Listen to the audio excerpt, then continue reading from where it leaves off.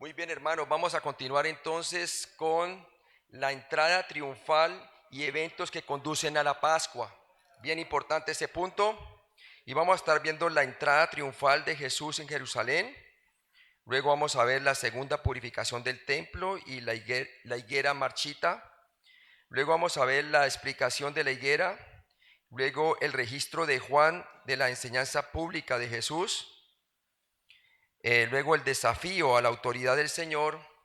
El desafío hecho por los fariseos y los herodianos y el desafío hecho por los saduceos. Y eso básicamente es lo que vamos a estar viendo. Entonces vamos a pedirle al Señor que nos ayude en esta enseñanza acerca de la entrada triunfal y eventos que conducen a la Pascua.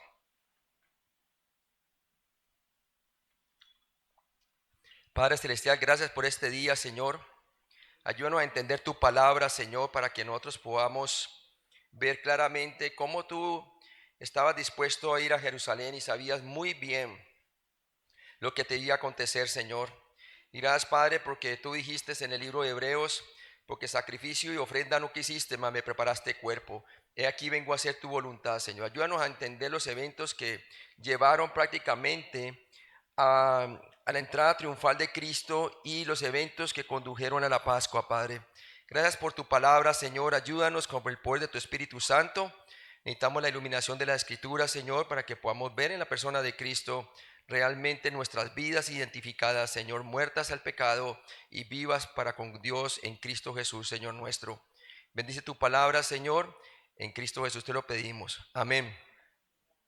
Entonces, los eventos que conducen a la Pascua, y vamos a ver primero entonces aquí en la gráfica, vamos a hablar acerca de su pasión y muerte. Hemos hablado de los antecedentes de la vida de Cristo y ahora vamos a hablar la pasión y muerte de Cristo, ¿no? Entonces vamos a ver la entrada triunfal en Jerusalén y los eventos que conducen a la Pascua. Entonces vemos y dice la palabra de Dios, vamos a ver claramente allí que la entrada triunfal de Jesús en Jerusalén. Y eso está prácticamente en la palabra de Dios en Mateo 21 del 1 al 11, 14 al 17 y Marcos 11 del 1 al 11 y Lucas 19 del 29 al 44. Juan 12 del 12 al 19, como puede ver, está en los 4 evangelios. Y cada evangelio muestra de una manera complementaria la totalidad de los eventos que estaban aconteciendo. Y vamos a tomar entonces por un lado el de Lucas, que está en un orden cronológico. Estamos en Lucas capítulo 19, entonces abran las Biblias allí, Lucas capítulo 19. Y vamos a ver el versículo 29. Dice, y aconteció que llegando cerca de Betfagé y de Bitinia al monte que se llama de los Olivos, envió 2 de sus discípulos.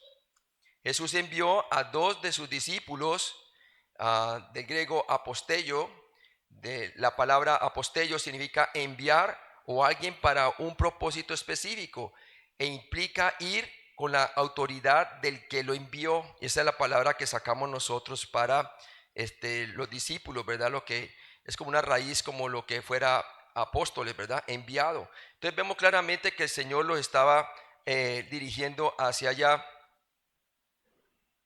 En Lucas 19, del 30 al 31, dice, diciendo, id a la aldea de enfrente y al entrar en ella hallaréis un pollino atado, en el cual ningún hombre ha montado jamás.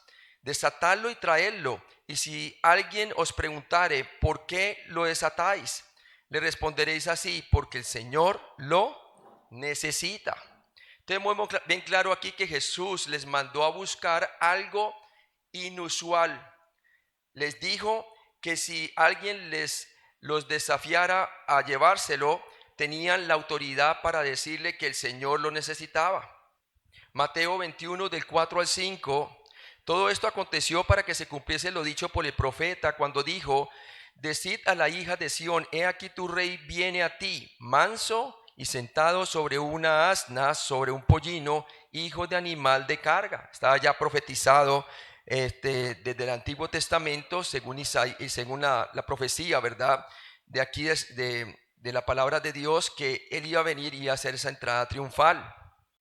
En Lucas 19, del 32 al 34 nos dice: fueron los que habían sido enviados y hallaron como les dijo, y cuando desataron el pollino, sus dueños les dijeron: ¿por qué desatáis el pollino? Ellos dijeron: porque el Señor lo necesita. Todo el Señor, tal cual como se lo había dicho, así sucedió. Y así le dijeron: porque el Señor lo necesita. En estos versículos se declara sutilmente una profunda verdad teológica. Veamos. 1 Corintios 2:16 nos dice: porque ¿quién conoció la mente del Señor? ¿Quién le instruirá? ¿Cierto? Mas nosotros tenemos la mente ¿de quién? De Cristo, los creyentes. La palabra de Dios es el pensamiento o mente de Cristo.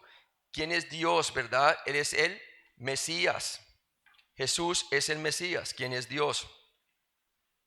Número 2, vemos en Juan 3, 16 y versículo 36, que la palabra de Dios nos dice que si creemos en Cristo tenemos ¿qué?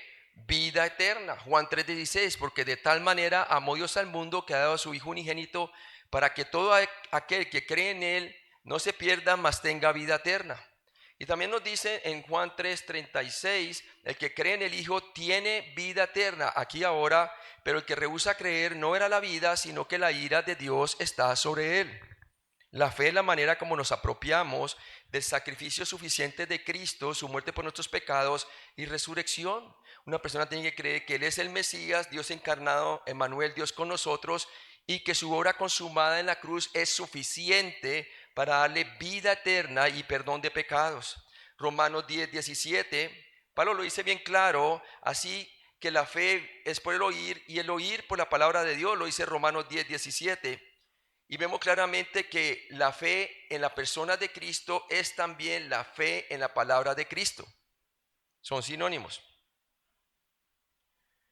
Punto teológico: la fe acerca de la salvación y la vida espiritual viene del conocimiento que Cristo siempre dice la verdad. Se puede confiar en todo lo que Él dijo y prometió. Demostró ser el Mesías porque Él entonces demostró ser el Mesías. ¿Por qué, hermanos? Número 1, por sus milagros. Número 2, por su cumplimiento profético. Y número 3, por su vida impecable. Demostró claramente que Él es el Mesías, el Dios hecho hombre. Entonces vemos aquí claramente cómo el Señor entonces sale allí del Monte de los Olivos y va en dirección hacia donde está allí en Jerusalén el templo, ¿no? Ustedes pueden ver allí el sitio.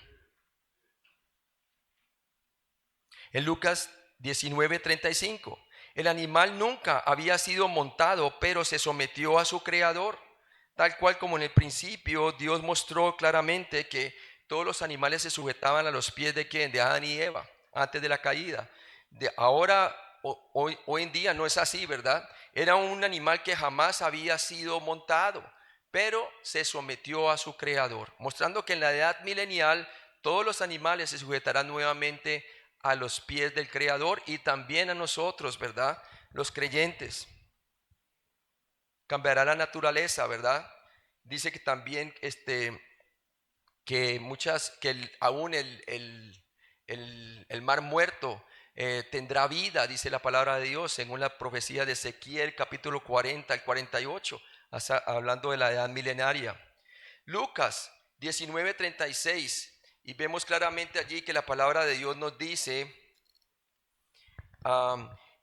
y a su paso tendían sus mantos por el camino. ¿Por qué? Porque lo trajeron a Jesús, y habiendo echado sus mantos sobre el pollino, subieron a Jesús encima, y a su paso tendían ¿qué? Sus mantos por el camino. Cuando llegaba ya cerca de la bajada del Monte de los Olivos, toda la multitud de los discípulos, gozándose, comenzó a alabar a Dios a grandes voces por todas las maravillas que habían visto.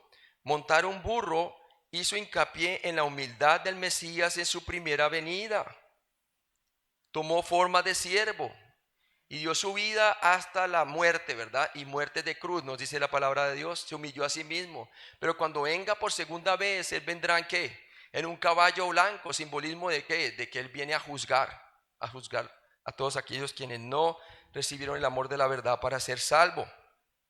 Mateo 21:8.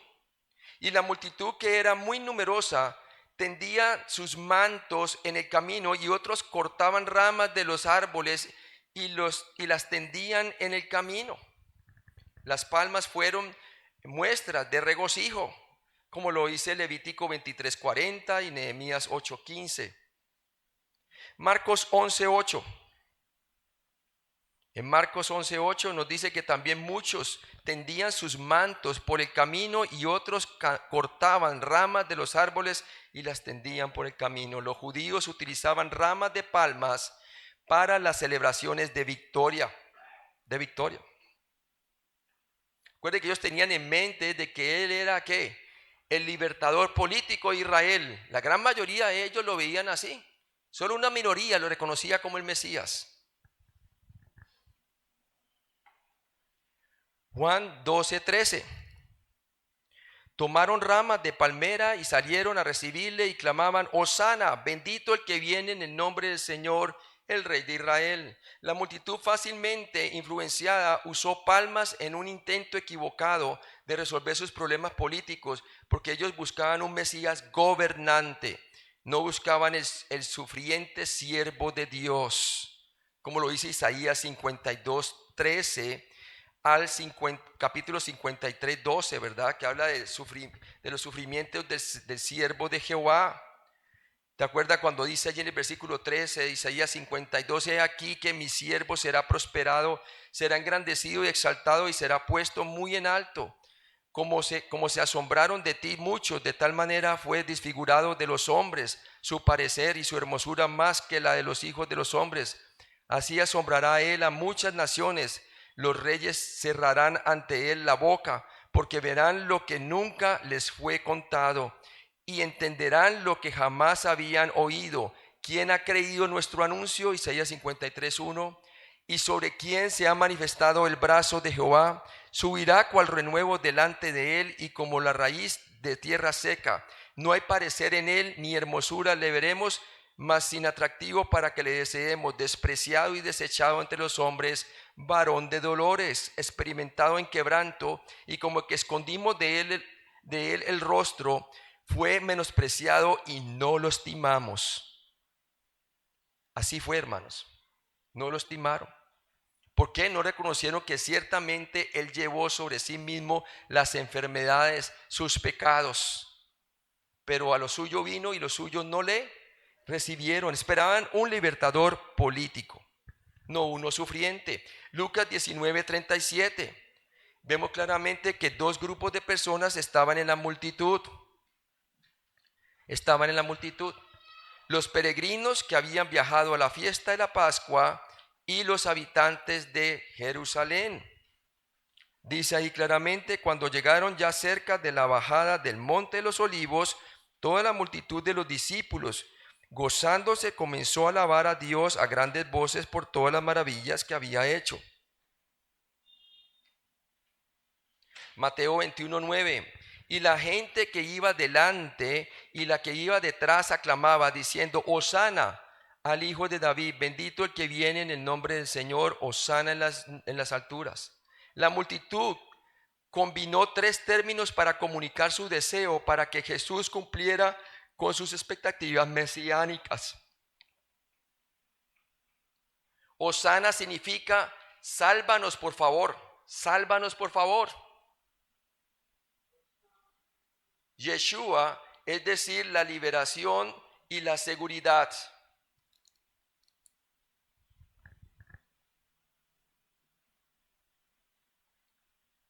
Hijo de David, un título mesiánico.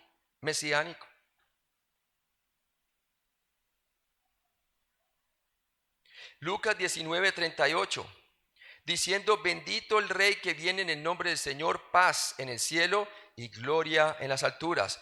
Para venir en el nombre del Señor significa venir en la autoridad para llevar a cabo sus propósitos. Y obviamente ellos pensaban que su propósito era ¿qué?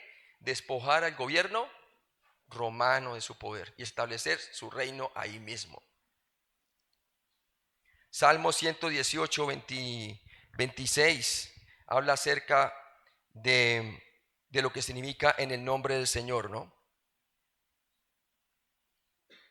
Lucas 19, 39. Entonces algunos de los fariseos de entre la multitud le dijeron: Maestro, reprende a tus discípulos. Los fariseos estaban preocupados que la gente aceptara a Jesús. Sin embargo, ellos le rechazaron porque no vino en la forma en que ellos desearon. Lucas 19:40 dice: Él respondiendo les dijo: Os digo que si estos callaran, las piedras callarán. Las piedras hablarían o clamarían. Las piedras clamarían, ¿verdad? Él respondió y les dijo: Os digo que si estos callaran, las piedras clamarían. No podía que ellos pararan. ¿Por qué? Porque sus discípulos, algunos de ellos sí habían creído en él. Lucas 19:41. Jesús lloró sobre Jerusalén a causa de su falta de fe, tanto como Jeremías había llorado por ellos hace 600 años, en Lamentaciones 2 del 11 y 3:51, ¿verdad? Y dice allí claramente: y cuando llegó cerca de la ciudad, al verla, lloró sobre ella, lloró. Lucas 19 del 42 al 44. Como los judíos no reconocían a Jesús como el Mesías, él profetizó un juicio venidero que se cumplió en el año 70 antes de Cristo.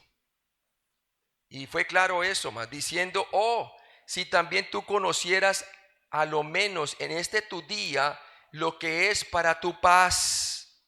Mas ahora está encubierto de tus ojos, porque vendrán días sobre ti, hablando de Jerusalén, cuando tus enemigos te rodearán con vallado y te sitiarán, y por todas partes te estrecharán y te derribarán a tierra y a tus hijos dentro de ti, y no dejarán en ti piedra sobre piedra, por cuanto no conociste el tiempo de tu visitación. No conocieron el tiempo de la visitación del Mesías. No creyeron que Él era el Hijo de Dios.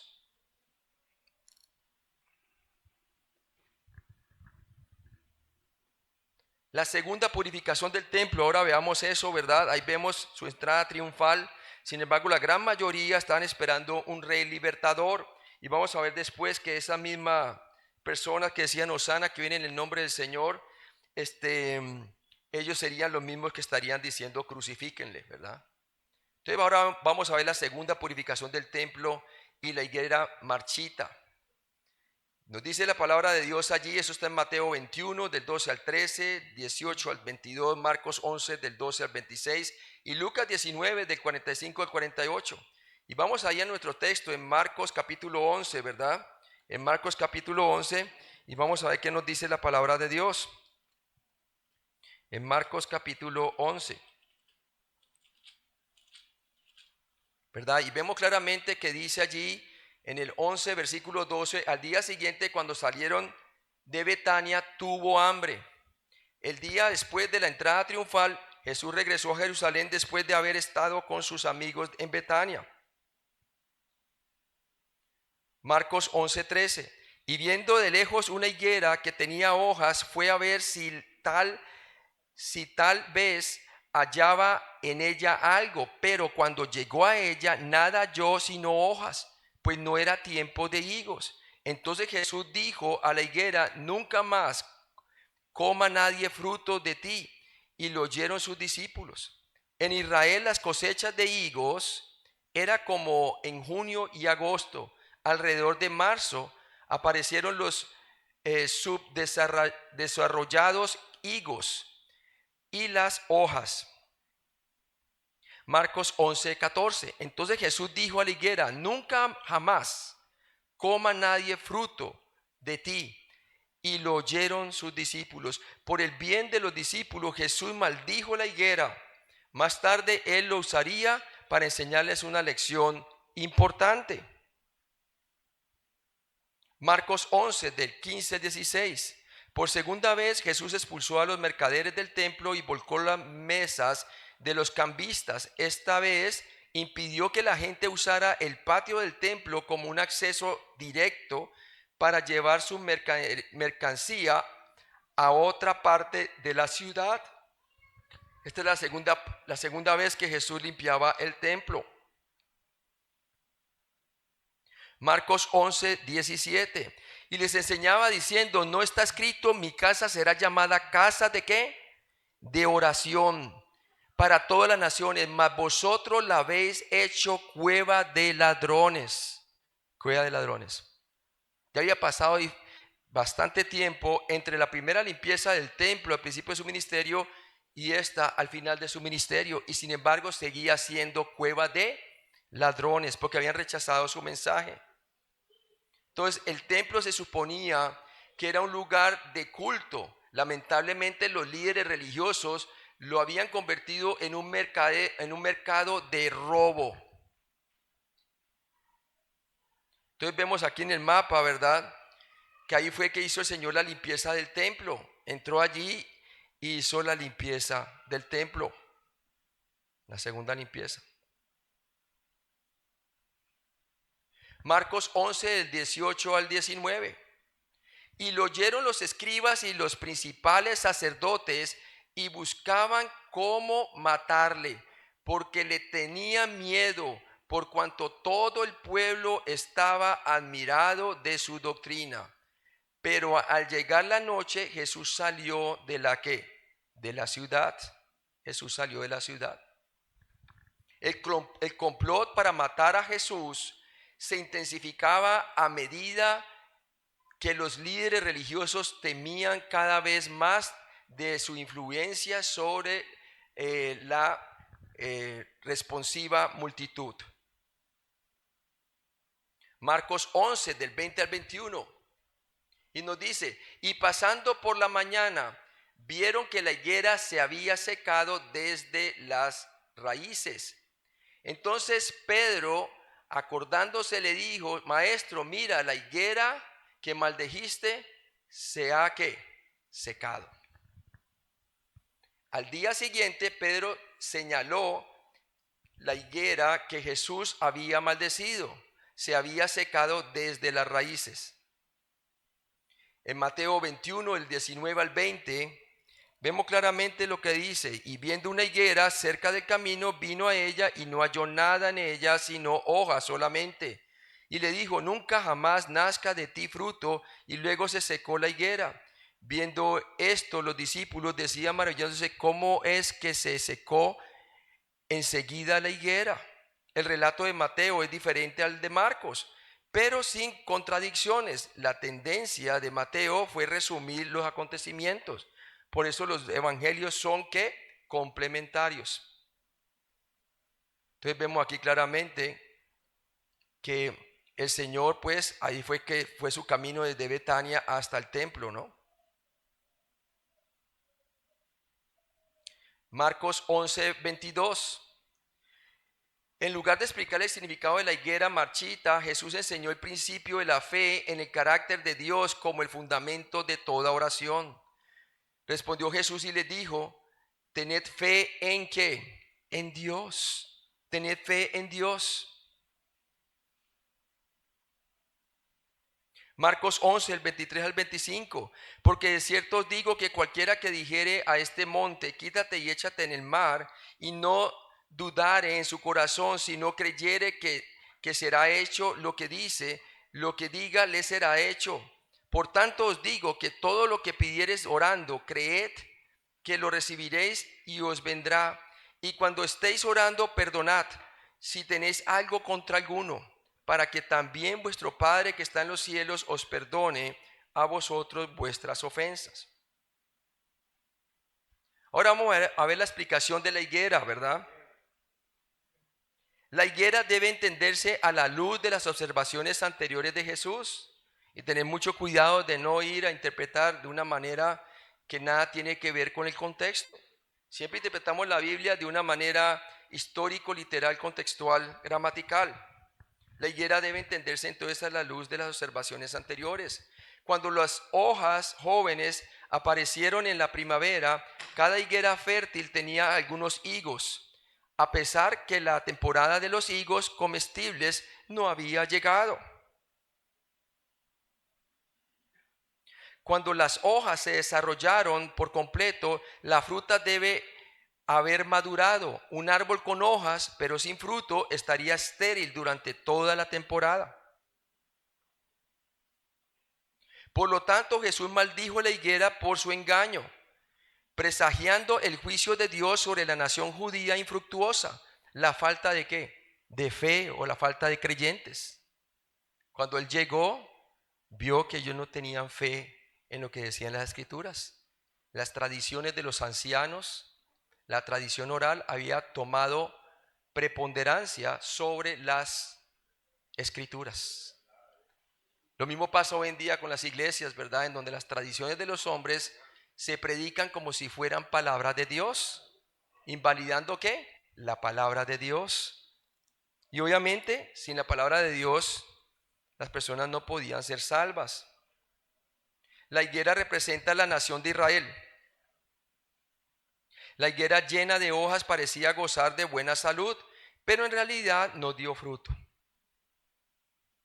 La nación de Israel, con todo su fervor religioso, parecía estar prosperando espiritualmente, pero en realidad era espiritualmente estéril, carente de verdadera comprensión o conocimiento de Dios, y no esperando expectantemente la aparición del Mesías.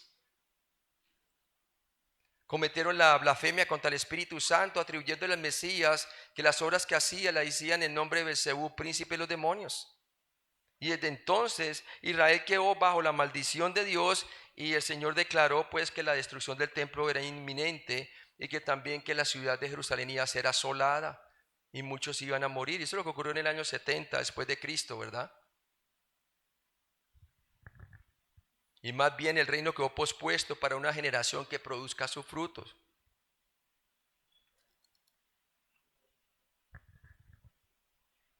Ahora veamos el registro de Juan de la enseñanza pública de Jesús. Juan 12, 20 al 50. Juan 12, 20. Los gentiles estaban en Jerusalén para adorar en la fiesta de la Pascua. Había ciertos griegos entre los que habían subido a adorar en la fiesta.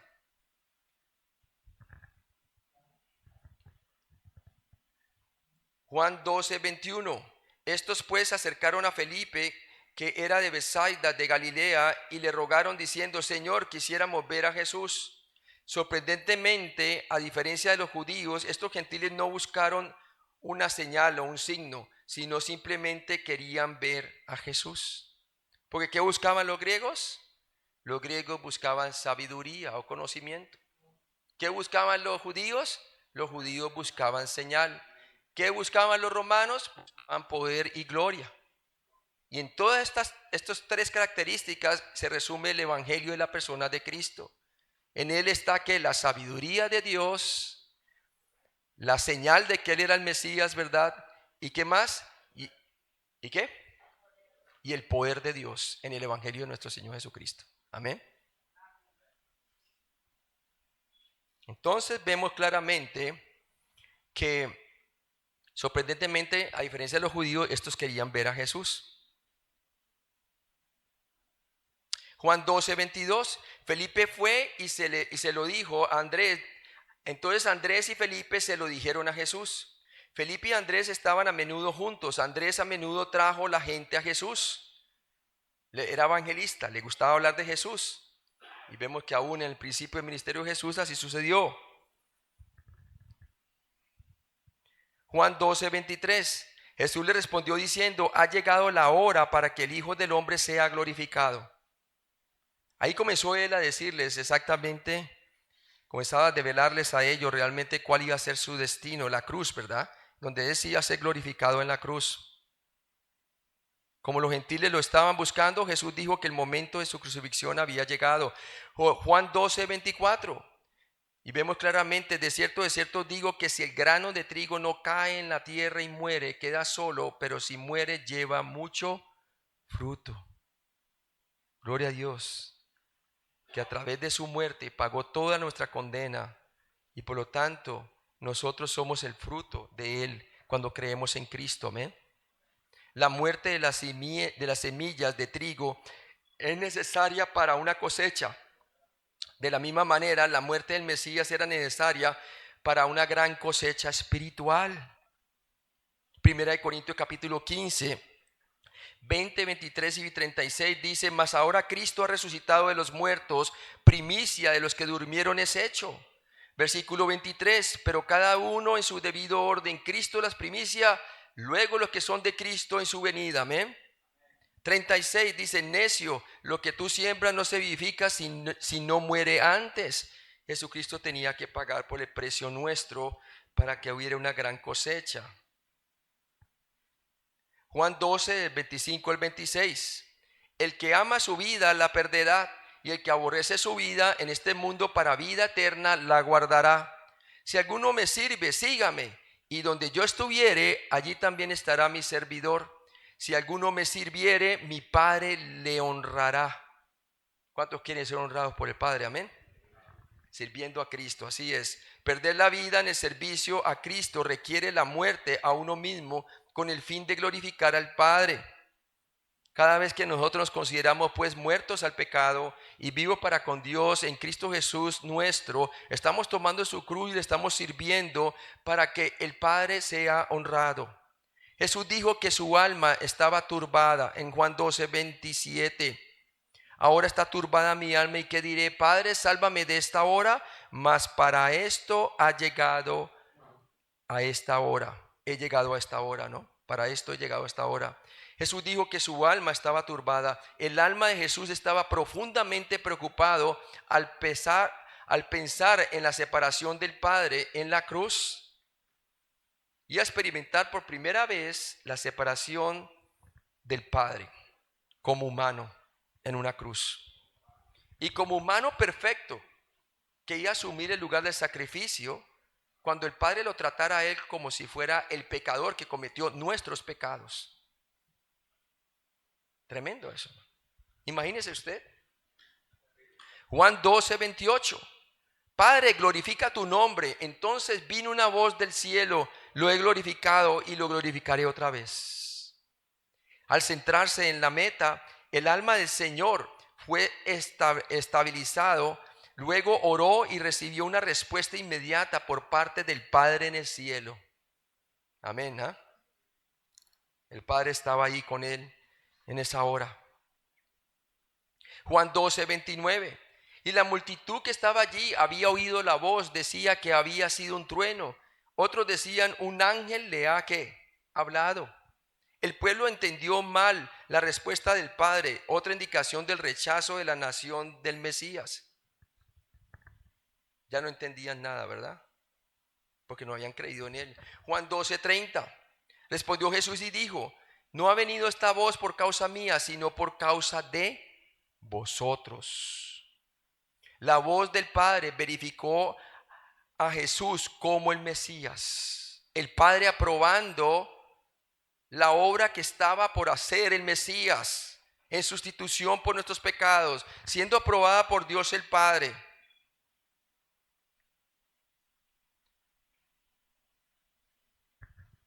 Ahora es el juicio de este mundo. Ahora el príncipe de este mundo será echado fuera.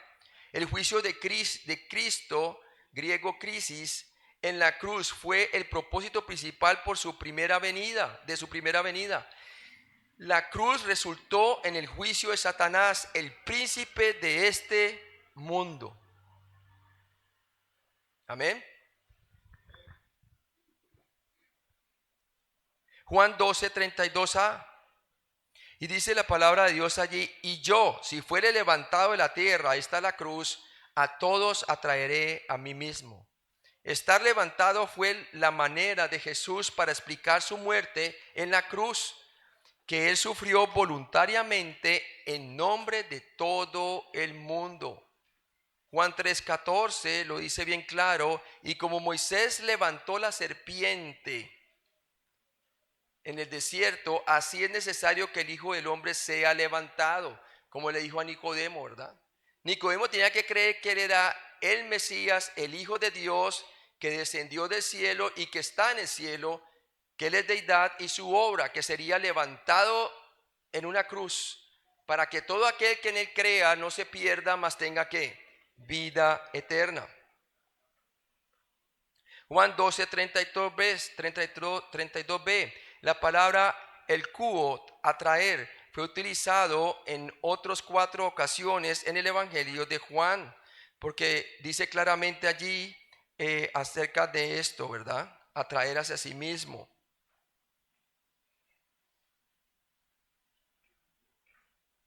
Juan 12, 32. Si vamos allí en Juan 12, 32. Y nos dice la palabra de Dios allí así: y yo, si fuere levantado de la tierra, a todos atraeré a mí mismo. Dios claramente atrae a la gente a sí mismo a través del mensaje del Evangelio. Es el mensaje del Evangelio que hace que las personas puedan llegar a comprender su situación delante de Dios y que necesitan de la justicia del Mesías para ser declarados justos delante de Dios por medio de su muerte por nuestros pecados y resurrección. Juan 12, 33. Y decía esto dando a entender de qué muerte iba a morir, que era muerte de cruz, sería levantado. Muy conocidos ese tipo de lenguaje para ellos, hablando de la crucifixión. Juan aclaró la declaración de Jesús al ser levantado en la cruz fue la base para la exaltación final de Jesús. Así glorificaría al Padre. Tal cual como dice Hebreos, ¿no? Porque sacrificio y ofrenda no quisiste, mas me preparaste cuerpo. He aquí vengo a hacer tu voluntad, la voluntad del Padre. Juan 12, 34. Y la gente no entendía el significado del siervo sufriente de Isaías 53. Se negaron a creer que Jesús podía ser el Mesías y al mismo tiempo padecer su propia muerte. Juan 12, 34, ¿no? Le respondió la gente: nosotros hemos oído de la ley que el Cristo permanece para siempre. ¿Cómo pues dices tú que es necesario que el Hijo del Hombre sea levantado? ¿Quién es este Hijo del Hombre? No lo entendían. No cabía en sus mentes la muerte del Mesías por sus pecados. Juan 12, 35. Entonces Jesús les dijo: aún por un poco está la luz entre vosotros. Andad entre tanto que tenéis luz, para que no os sorprendan las tinieblas, porque el que anda en tinieblas no sabe a dónde va. Jesús hizo una invitación urgente para que creyentes en Él, como la luz del mundo, Él estaba allí mismo con ellos. Su caminar continuo en la oscuridad era un tipo de ceguera espiritual. Andar en la luz es andar conforme a su palabra, es andar a la luz de su palabra, tener comunión con Él. Y eso es lo que el Señor quiere que nosotros tengamos, ¿verdad? Que andemos en Él, en la palabra de Cristo. Juan 12, 36. Entre tanto que tenéis luz, creed en la luz, para que seáis hijos de luz. Estas cosas habló Jesús y se fue y se ocultó de ellos. Una respuesta de fe a la luz hizo al creyente un hijo de la luz. Y lo vemos claramente en Juan 1:12. A los suyos vino y los suyos no recibieron, mas a todos los que recibieron, a los que creen en su nombre, dio potestad de ser hechos hijos de Dios. Juan 12, 36 al 37. Y vemos claramente que a pesar de la enorme cantidad de milagros que demostró que Jesús era el Mesías, los judíos se negaron a creer, así que Él se fue secretamente.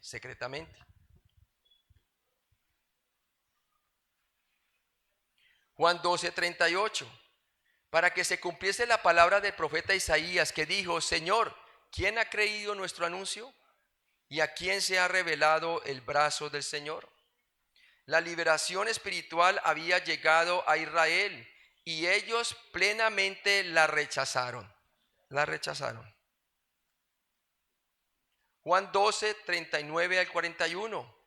Si el mensaje del Evangelio sigue siendo rechazado después de ser oído, Dios es justo en dejar a esa persona continuar en su rechazo. Es como una manera de endurecer su corazón, el corazón de la persona. Si las personas endurecen su corazón hacia Él primero, el Señor simplemente rechaza esa presencia para que tengan esa convicción y para que sean destruidos en su propia iniquidad, ¿verdad? Entonces, como dice la palabra, Dios los entrega para que se desvíen en su propio extravío. Juan 12:40 dice: cegó los ojos de ellos y endureció su corazón para que no vean con los ojos y entiendan con el corazón y se conviertan y yo los sane. ¿Quién endureció primero el corazón? Fueron los líderes de Israel contra el Mesías. Ahora Él les endurecería el corazón a ellos. Después de suficiente rechazo de la verdad, Dios les suelta a esa persona a su propia decisión en su contra. El faraón del Éxodo es un ejemplo de ello, ¿verdad? Primeramente él endureció su corazón una y otra vez hacia el Dios de Moisés. ¿Y qué hizo el Señor luego? Le endureció el corazón ¿a quién? A Faraón. Y se lo endureció con el propósito la última vez para que siguiera la nación de Israel hasta el Mar Rojo, para que su nombre fuera glorificado y conocido al resto de la tierra de ese tiempo. Fue a través de la derrota del mar, en el Mar Rojo que ¿qué pasó? Que Rahab, la prostituta, llegó a conocer ¿a quién? Al Salvador. Entonces mire cómo Dios hace todo, ¿verdad? Porque ya había tirado la toalla el faraón, pero el Señor endurece una vez el corazón para que su nombre sea glorificado en el Mar Rojo. Si no, no hubiera seguido la nación de Israel hasta el Mar Rojo. Entonces Dios es bueno, amén. Dios es bueno. Juan 12:41. Isaías dijo esto cuando vio su gloria y habló acerca de él. Con todo eso, aún de los gobernantes, muchos creyeron en él, dice la palabra de Dios en Juan 12:41. Pero a causa de los fariseos no lo confesaban para no ser expulsados de la sinagoga. ¿Pero qué había pasado? Dice la palabra de Dios que a pesar de todo eso, muchos creyeron en quién, en él, pero no le confesaban para no ser expulsados de la sinagoga. Este es un ejemplo clásico que la confesión no es un requerimiento para la salvación. Es un buen testimonio para recompensar nuestra fe, sí, pero no un requerimiento para salvación. Estos creyeron, pero se quedaron ahí sometidos bajo el liderazgo de la sinagoga, no porque no eran creyentes, dije que creyeron en él, muchos creyeron en él, ¿verdad? Terrible vivir así, ¿verdad? Mejor uno coger y confesarle, ¿verdad? Y recibir el rechazo. Pero ellos sabían lo que para un judío convertido a Cristo, ser rechazado de la sinagoga, no solamente sucedía eso, sino que también sus familiares inconversos los desheredaban a ellos. Por eso en el día de Pentecostés tenían las cosas en común. ¿Por qué? Porque la iglesia era netamente judía en el primer siglo. Y muchos eran desheredados. ¿Por qué? Por confesar a Cristo, ya siendo creyentes. Y más cuando se bautizaban en el nombre del Padre, del Hijo y del Espíritu Santo en el día de Pentecostés, ¿verdad? Ahí públicamente le estaban confesando que habían creído en Él. Y muchos de ellos quedaron desheredados y por eso tenían las cosas en común, ¿verdad? Y se ayudaban unos a otros por la necesidad. Entonces vemos que eso pasa, ¿verdad? Pero muchos habían creído en Él. Gloria a Dios por eso. Juan 12, del 42 al 43. Con todo eso, aún de los gobernantes, muchos creyeron en Él, pero a causa de los fariseos no lo confesaban para que no ser expulsados de la sinagoga, porque amaban más la gloria de los hombres que la gloria de Dios. Todavía querían tener las cosas de aquí y de allá, ¿verdad? Habían creído en Él, pero yo, eso, salvos, pero realmente no eran verdaderamente sus discípulos, no estaban dispuestos a tomar la cruz, el precio, ¿verdad? Lo mismo le pasó a Nicodemo. Nicodemo siguió en el fariseísmo y de acuerdo a la historia secular nos dicen que él después del día de Pentecostés como que por fin dejó el fariseísmo, ¿verdad? Pero él siguió en el fariseísmo y por allá con Arimatea como que muestra que Y también habla de Jesús un poco de que si era lícito para ellos básicamente llevarlo a condenación sin primero no haber un juicio claro, ¿verdad? Pero vemos claramente, hermanos, que aquí estos hombres habían creído en él. Así nos pasa a personas, ¿verdad? Que son creyentes y que no crecen espiritualmente y mantienen oprimidos. ¿Por qué? Por causa de que el qué dirán, ¿verdad? El qué dirán. No, si yo digo que soy creyente, ¿qué dirán de mí, verdad? Se apenan y se avergüenzan del Señor. No debería de ser así, ¿verdad? Juan 12 del 44 al 45. Jesús hizo hincapié en la unidad entre el Padre y el Hijo. Creer en Jesús es creer en Dios. Y dice allí en el 44 al 45, ¿verdad? Básicamente, si lo leemos, está allí en Juan 12, 44 al 45. Y dice, Jesús clamó y dijo, el que cree en mí no cree en mí, sino en el que me envió. Y el que me ve, ve al que me envió. Juan 12, 46. Y dice la palabra, yo la luz he venido al mundo para que todo aquel que cree en mí no permanezca en tinieblas. Cada palabra y acción de Jesús explicaba al Padre, como dice Juan 1:18, ¿verdad? Que la luz que ha venido a este mundo y dice la palabra de Dios que la luz que ha venido a este mundo, Jesús es la luz que ha venido a este mundo y es la que da luz a los hombres. Realmente Jesucristo es el verbo encarnado. Juan 12 del 47 al 48. El que oye mis palabras y no las guarda, yo le juzgo porque no he venido a juzgar.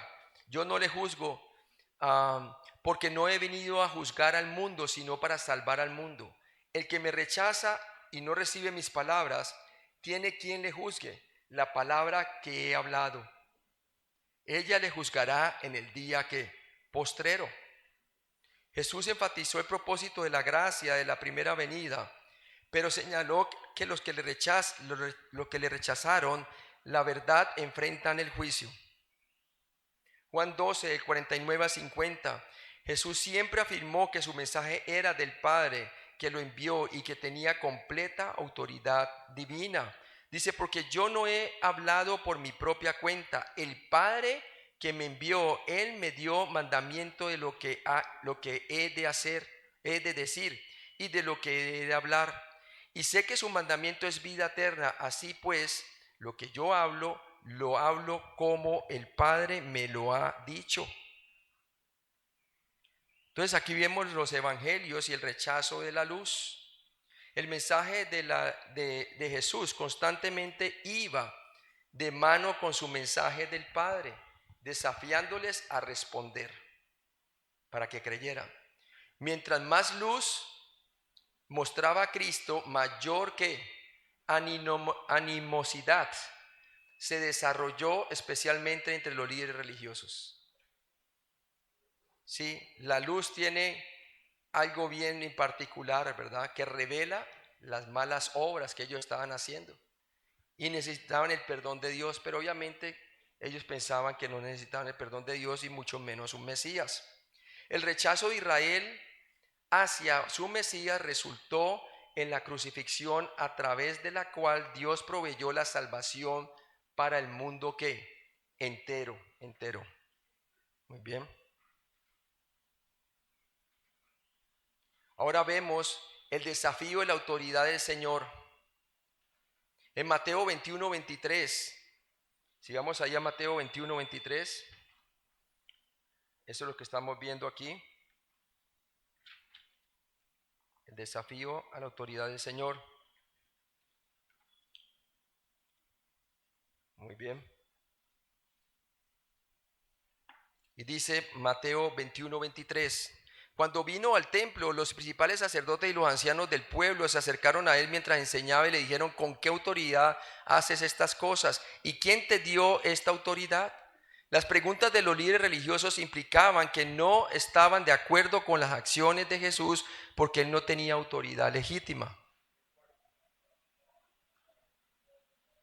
Mateo 21, 24 al 25a dice, respondiendo Jesús les dijo, yo también os haré una pregunta, y si me la contestáis, también yo os diré con qué autoridad hago estas cosas.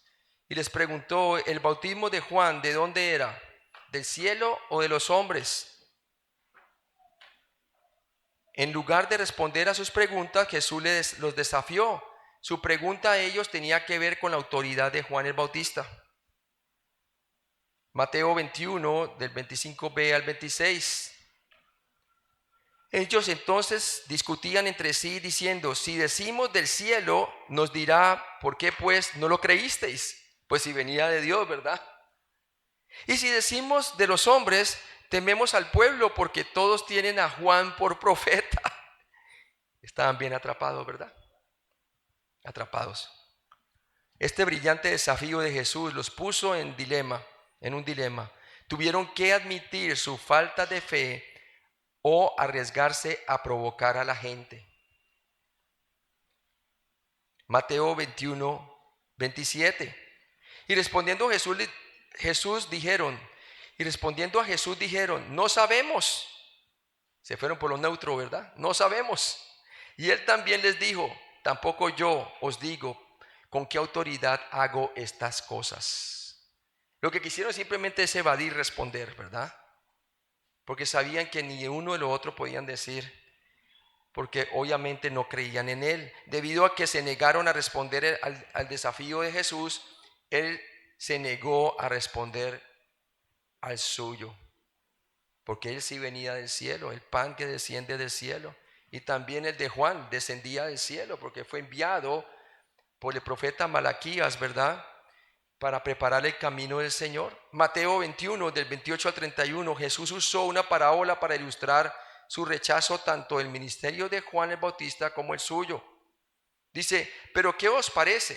Un hombre tenía 2 hijos, y acercándose el primero le dijo, hijo, ve hoy a trabajar en mi viña. Respondió él, dijo, no quiero. Pero después arrepentido fue, y acercándose al otro, le dijo de la misma manera. Y respondiendo él dijo, sí señor, voy, y no fue. ¿Cuál de los 2 hizo la voluntad de su padre?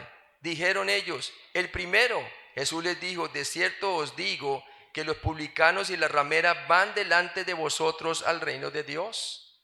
¿Por qué? Porque ellos son como aquel que se arrepintió y finalmente creyó en el Mesías. En cambio ellos no, le rechazaron. Jesús usó una parábola para ilustrar su rechazo tanto del ministerio de Juan el Bautista como el suyo. Mateo 21, 32. Porque vino a vosotros Juan en camino de justicia y no le creísteis. Pero los publicanos y las rameras le creyeron, y vosotros, viendo esto, no os arrepentisteis después para creerle.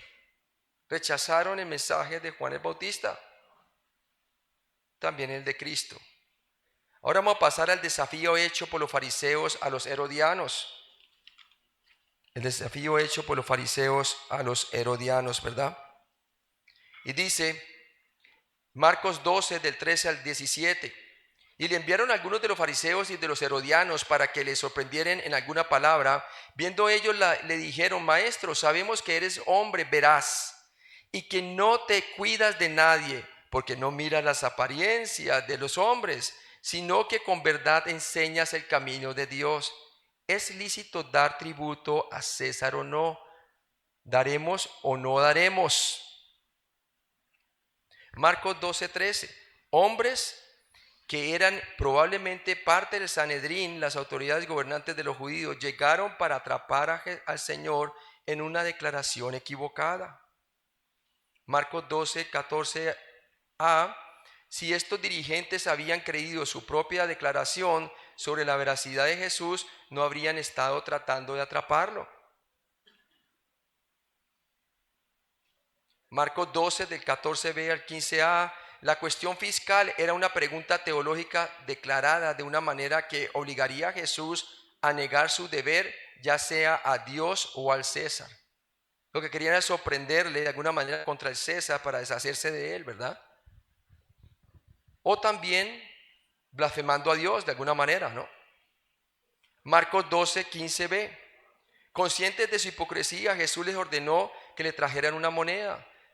Mas él, percibiendo la hipocresía de ellos, les dijo: ¿por qué me tentáis? Traedme la moneda para que la vea. Ellos se la trajeron y les dijo: ¿de quién es esta imagen en la inscripción? Y la inscripción, ellos le dijeron: de César. Y ahí está, puede ver la imagen de César allí, ¿no? En la moneda. Marcos 12:17a. Respondiendo Jesús les dijo: dad a César lo que es de César y a Dios lo que es de Dios. Y se maravillaban de él. No pudieron atraparle, hermano, ¿verdad? Tremendo, ¿no? Marcos 12:17b. El creyente en Cristo está obligado a ser un ciudadano respetuoso de la ley. Dios nos llama a dar a César lo que es de César.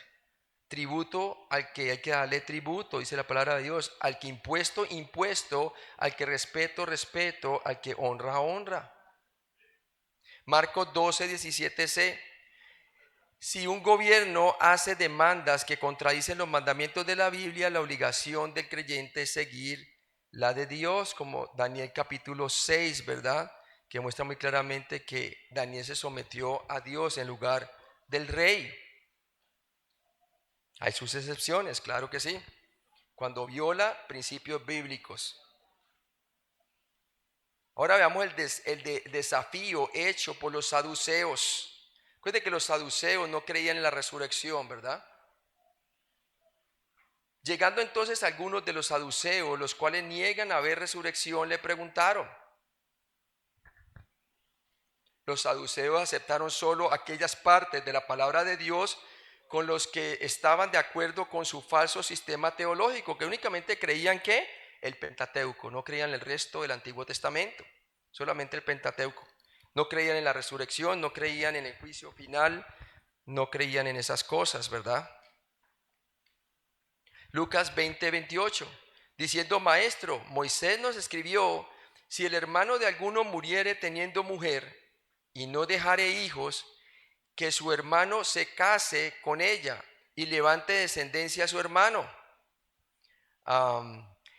Citando Deuteronomio capítulo 25:5 acerca del matrimonio levirato, un hombre judío estaba obligado a producir un heredero para la viuda de su hermano. Los saduceos preguntaron a Jesús sobre esto para atraparlo en un error teológico.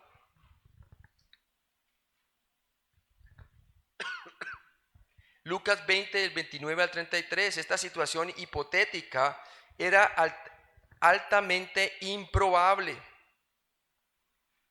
Y lo leemos: hubo pues 7 hermanos, y el primero tomó esposa y murió sin hijos. Lucas 20, del 29 al 33. Y la tomó el segundo, el cual también murió sin hijos. La tomó el tercero, y así todos los 7, y murieron sin dejar descendencia. Finalmente murió también la mujer. En la resurrección, pues, ¿de cuál de ellos será mujer, ya que los 7 la tuvieron por mujer? Toda esta situación hipotética era altamente improbable. Esta pregunta suponía una resurrección que los saduceos negaban. Era como una burla que estaban haciendo al Señor Jesucristo, ¿verdad? Esta cuestión también se suponía que la vida de resurrección será el mismo que la vida terrenal. O sea que las dos son lo mismo, y no es así. Mateo 22:29. Entonces respondiendo Jesús les dijo: erráis ignorando las escrituras y el poder de Dios. Pues obviamente ellos no creían toda la escritura, ¿verdad? Y mucho menos el poder de Dios en cuanto a esto. Lucas 20, del 34 al 35. Entonces respondiendo Jesús les dijo: los hijos de este siglo se casan y se dan en casamiento, mas los que fueren tenidos por dignos de alcanzar aquel siglo y la resurrección de entre los muertos, ni se casan ni se dan en casamiento, hablando de la edad mesiánica, porque no pueden ya más morir, pues son iguales a los ángeles y son hijos de Dios al ser hijos de la resurrección. Pero en cuanto a que los muertos han de resucitar, aún Moisés lo enseñó en el pasaje de la zarza, cuando llama al Dios, al Señor, Dios de Abraham, Dios de Isaac, Dios de Jacob. Le hablan en presente. Entonces le está, con el mismo Pentateuco que ellos creían, le está comprobando que Moisés creía en la resurrección. Hablando de que a pesar de que Abraham había muerto, seguía siendo su Dios. O sea que Abraham estaba muerto, pero estaba vivo allá en la presencia del Señor. Lo mismo Isaac y Jacob. Dios no es de muertos, sino Dios de vivos. Amén. Lucas 20:36. Ya que nadie va a morir en el cielo, no habrá necesidad de ser fructíferos y multiplicarse. Y eso es claro. En Lucas 20:36. Miren lo que dice allí. Lucas 20:36.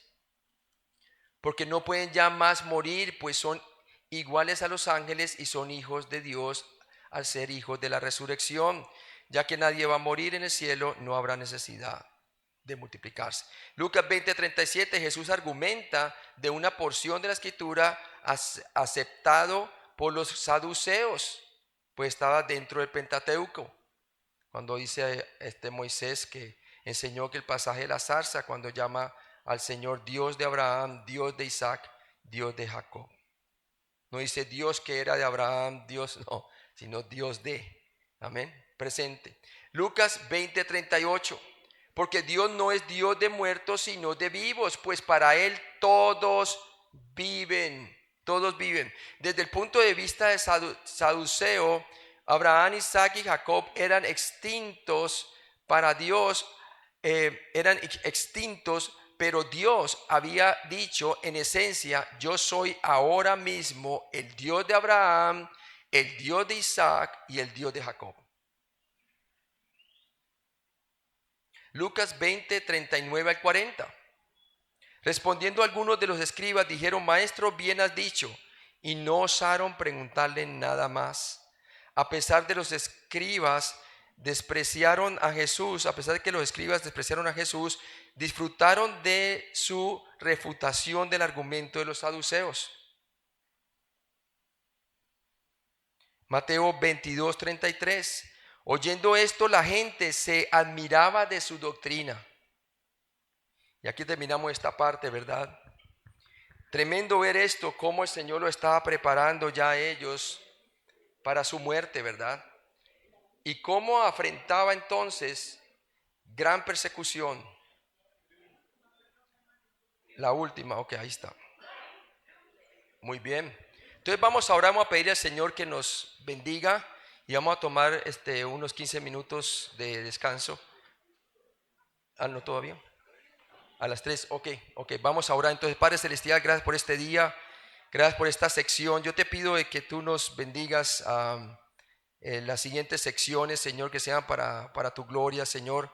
Gracias, Padre, porque tú nos estás enseñando esta etapa final antes de la crucifixión y cómo pasan las personas judías, Señor, de decir bendito el que viene en el nombre del Señor, para después vamos a ver decir crucifíquenle, Señor. Gracias, Padre, por todo lo que tú has hecho por nosotros. Enséñanos a caminar en la luz así como tú eres luz. En Cristo Jesús te los pedimos. Amén.